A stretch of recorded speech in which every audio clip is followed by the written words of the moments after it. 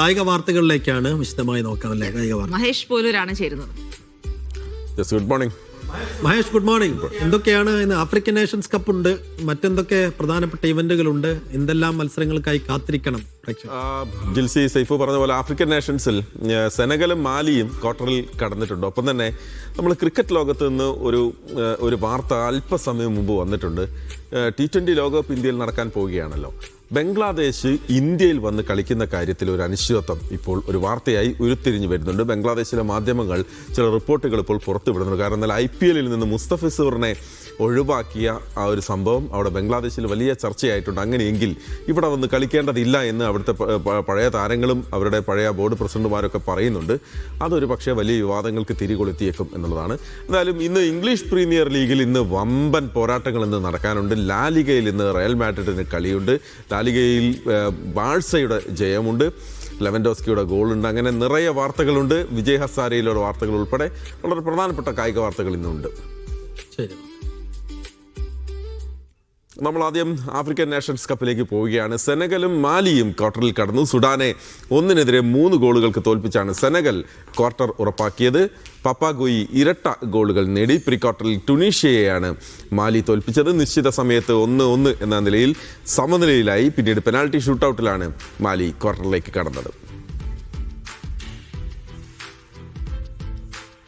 African Nations കപ്പിൽ ഇന്നും 2 pre quarter മത്സരങ്ങളുണ്ട്. രാത്രി 9:30 നടക്കുന്ന മത്സരത്തിൽ മൊറോക്കോ ടാൻസാനിയയെ നേരിടും. പുലർച്ചെ 12:30 സൗത്ത് ആഫ്രിക്ക കാമറൂണിനെയും നേരിടും.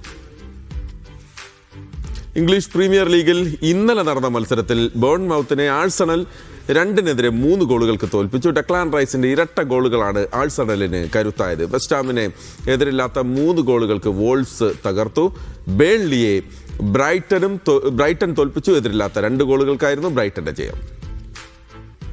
ഇംഗ്ലീഷ് പ്രീമിയർ ലീഗിൽ ഇന്ന് കരുത്തർ കളത്തിലെത്തുകയാണ്. മാഞ്ചസ്റ്റർ യുണൈറ്റഡിന് ലീഡ്സ് യുണൈറ്റഡ് ആണ് എതിരാളി. വൈകിട്ട് 6 മണിക്കാണ് മത്സരം. ലിവർപൂളിന് ഫുൾഹാമാണ് എതിരാളികൾ. മാഞ്ചസ്റ്റർ സിറ്റി ചെൽസി മത്സരം രാത്രി 11 മണിക്ക് നടക്കും. Tottenham, Everton, Brentford, Newcastle, crystal palace ടീമുകൾക്കും ഇന്ന് മത്സരമുണ്ട്. ലാലിഗയിൽ ബാഴ്സലോണയ്ക്ക് ജയം. എസ്പാനിയോളിനെ എതിരില്ലാത്ത 2 ഗോളുകൾക്ക് പരാജയപ്പെടുത്തി. 86-ാം മിനിറ്റിൽ ഡാനി ഒൽമോയും 90-ാം മിനിറ്റിൽ റോബർട്ട് ലെവൻഡോസ്കിയും ഗോളുകൾ നേടി. ലാലിഗയിൽ ഇന്ന് 5 പോരാട്ടങ്ങളുണ്ട്. റയൽ മാഡ്രിഡ് റയൽ ബെറ്റിസിനെ നേരിടും. രാത്രി 8:45 മത്സരം. സെവിയ ലെവാന്തെ മത്സരം വൈകിട്ട് 6:30 നടക്കും. ജിറോണ രാത്രി 11 മണിക്ക് മയോർക്കയെ നേരിടും. ഇന്ത്യയിൽ ISL സീസണുമായി ബന്ധപ്പെട്ട പുതിയ അപ്ഡേറ്റുകൾ വരികയാണ്. പുതിയ സീസൺ ISL ഉടൻ തുടങ്ങാനുള്ള ഒരുക്കത്തിലാണ് അഖിലേന്ത്യാ ഫുട്ബോൾ ഫെഡറേഷൻ. അടുത്ത ആഴ്ചയോടെ തീയതി പ്രഖ്യാപിക്കും എന്നുള്ളൊരു വാർത്ത ഇന്നലെ വൈകിട്ട് എത്തിയിട്ടുണ്ട്. ISL പ്രശ്നപരിഹാരത്തിനായി നിയമിച്ച 3-അംഗ സമിതിയാണ് ലീഗ് ആരംഭിക്കാനുള്ള നടപടികൾ കൈക്കൊള്ളാനുള്ള നിർദ്ദേശം നൽകിയത്. അതിനിടെ ഇന്ത്യൻ ഫുട്ബോളിലെ പ്രശ്നങ്ങൾ പരിഹരിക്കണം എന്നാവശ്യപ്പെട്ട് കളിക്കാർ ഫിഫയോട് അഭ്യർത്ഥിച്ചു. ഫെബ്രുവരി 5-നാണ് ലീഗ് തുടങ്ങുമെന്ന് ഫെഡറേഷൻ നേരത്തെ അറിയിച്ചിരുന്നത്. എന്നാൽ സാമ്പത്തിക കാര്യങ്ങളിൽ വ്യക്തത വേണമെന്നാവശ്യപ്പെട്ട് ക്ലബ്ബുകൾ കഴിഞ്ഞ ദിവസം രംഗത്തെത്തിയിരുന്നു. ഈ സാഹചര്യത്തിലായിരുന്നു വീണ്ടും ചർച്ച തുടർന്നത്. ലീഗ് തുടങ്ങാൻ വൈകുന്നത് ഇന്ത്യൻ ഫുട്ബോളിനെ മോശമായി ബാധിക്കുമെന്ന് സമിതി ഫെഡറേഷനെ അറിയിച്ചു. സമിതിയുടെ റിപ്പോർട്ട് പ്രകാരം പുതിയ സീസണിൽ നടത്തിപ്പ് ചെലവുകൾ ഫെഡറേഷൻ തന്നെ വഹിക്കും. സ്വന്തം തട്ടകത്തിലെ കളികളുടെ സംഘാടന ചുമതല ക്ലബ്ബുകൾക്കായിരിക്കും.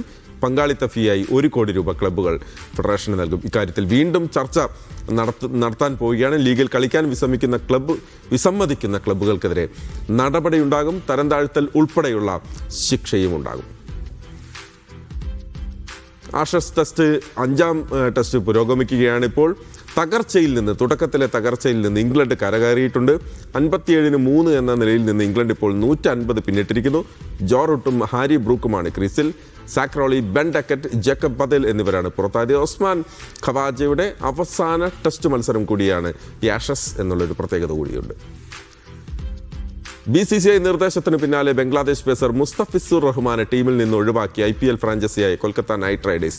ഇന്ത്യയും ബംഗ്ലാദേശും തമ്മിലുള്ള നയതന്ത്ര സംഘർഷം രൂക്ഷമായതിനെ തുടർന്നാണ് താരത്തെ ടീമിൽ നിന്ന് ഒഴിവാക്കാനുള്ള നിർദ്ദേശം BCCI കൊൽക്കത്ത നൈറ്റ് റൈഡേഴ്സിന് നൽകിയിരുന്നത്. ഇത് പ്രകാരം തന്നെ താരത്തെ ടീമിൽ നിന്ന് റിലീസ് ചെയ്തതായി കൊൽക്കത്ത മാനേജ്മെന്റ് ഔദ്യോഗികമായി അറിയിച്ചു. ഡിസംബറിൽ നടന്ന IPL മിനി ലേലത്തിൽ 9.2 കോടി രൂപയ്ക്കാണ് മുസ്തഫിസുറിനെ കൊൽക്കത്ത സ്വന്തമാക്കിയിരുന്നത്. 2 കോടി രൂപ മാത്രം അടിസ്ഥാന വിലയുണ്ടായിരുന്ന ഉണ്ടായിരുന്ന താരത്തെ ചെന്നൈ സൂപ്പർ കിങ്സും ഒപ്പം തന്നെ ഡൽഹി ക്യാപിറ്റൽസ് എന്നിവരോട് മത്സരിച്ചാണ് ചെന്നൈ ടീമിലെത്തിച്ചത്. IPL ഒരു ബംഗ്ലാദേശ് താരത്തിന് ലഭിക്കുന്ന ഏറ്റവും ഉയർന്ന തുകയാണ് 9.2 കോടി രൂപ.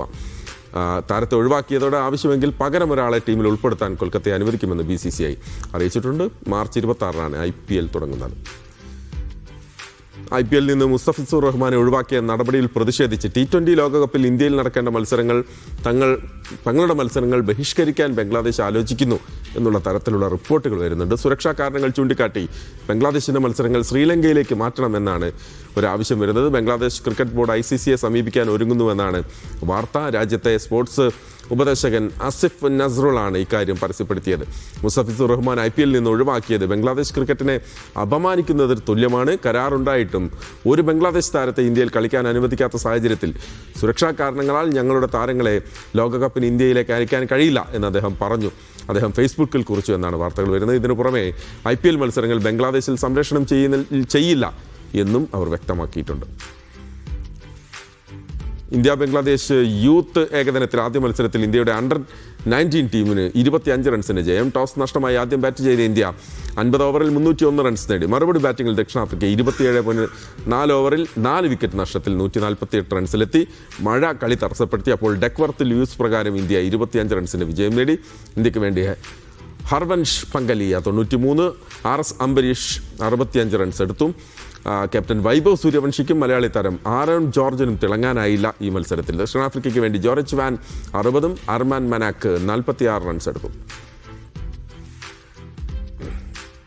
വിജയ് ഹസാരെ ട്രോഫിയിൽ കേരളത്തിനായി സീസണിലെ ആദ്യ മത്സരത്തിന് ഇറങ്ങിയ സഞ്ജു സാംസന് സെഞ്ചുറി. ജാർഖണ്ഡിനെതിരായ മത്സരത്തിൽ കൂറ്റൻ ലക്ഷ്യം പിന്തുടർന്ന കേരളത്തിനായി ഓപ്പണറും ക്യാപ്റ്റനുമായ രോഹനസ് കുന്നുമലിനെ കൂട്ടുപിടിച്ചാണ് സഞ്ജു സാംസൺ സെഞ്ചുറി നേടിയത്. മത്സരത്തിൽ കേരളം 8 വിക്കറ്റിന്റെ ത്രസിപ്പിക്കുന്ന ജയം സ്വന്തമാക്കി.